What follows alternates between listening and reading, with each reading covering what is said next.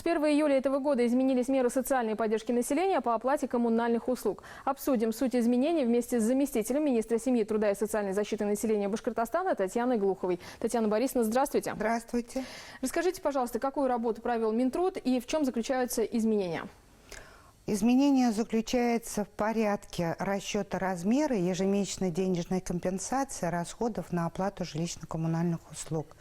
Если до 1 июля эта ежемесячная денежная компенсация рассчитывалась, исходя из стандартов стоимости жилищно-коммунальных услуг, то с 1 июля она будет рассчитываться, исходя из начисленной платы за жилищно-коммунальные услуги. Но сам порядок не поменялся, представление мер социальной поддержки в оплате жилищно-коммунальных услуг в форме ежемесячной денежной компенсации.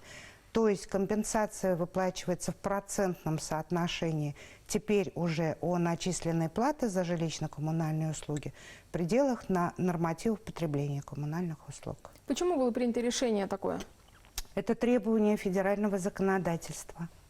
Мы его должны были выполнить ранее, но так как у нас в республике только в Уфе есть единый расчетный кассовый центр, то требовалось проведение определенной организационной работы, чтобы произвести размер начисления ЕДК именно исходя из фактически начисленной платы за ЖКУ. Можете ли вы перечислить категории льготников, которые могут рассчитывать на ЕДК?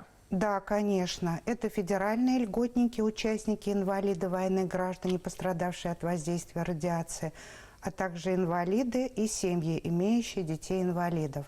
И региональные льготники – это труженики тыла, ветераны труда, многодетные семьи. Что сейчас нужно делать? К льготникам нужно ли им обращаться? Если да, то куда? И вот в связи с изменениями с 1 июля.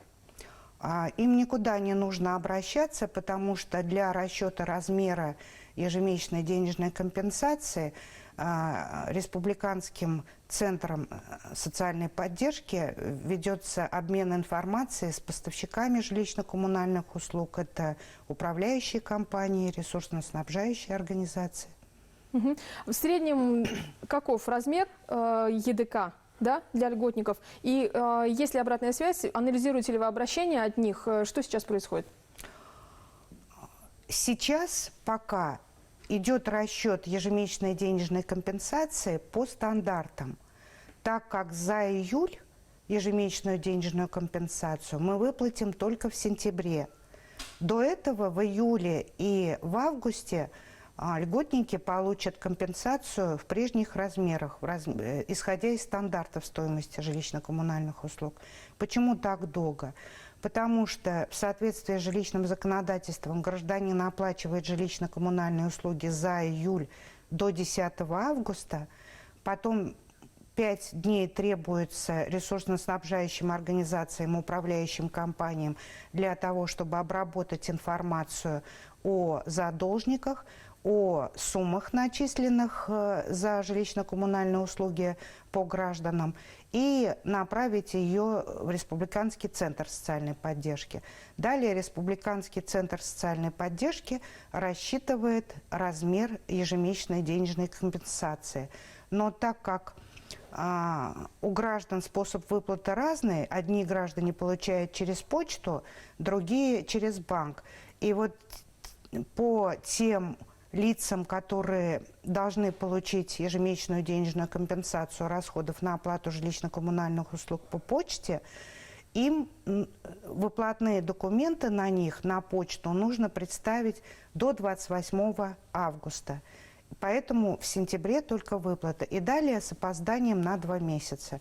То есть за август граждане уже получат ежемесячную денежную компенсацию по фактически начисленной оплате уже в октябре и так далее. Угу. Если возникнут вопросы, то куда можно обращаться? Если возникнут вопросы по самому порядку начисления жилищно-коммунальных услуг, то, конечно же, нужно обратиться в ресурсно-снабжающую организацию, либо в управляющую компанию. Если возникнут вопросы по именно начислению самого размера ежемесячной денежной компенсации, то, конечно же, нужно обратиться в Республиканский центр социальной поддержки. Его структурное подразделение, имеются 13 филиалов в республике, именно туда. Спасибо большое, Татьяна Борисовна. Я напомню, что гостем программы «Интервью» в эфире Башкирского спутникового телевидения была заместитель министра семьи, труда и социальной защиты населения Башкортостана Татьяна Глухова.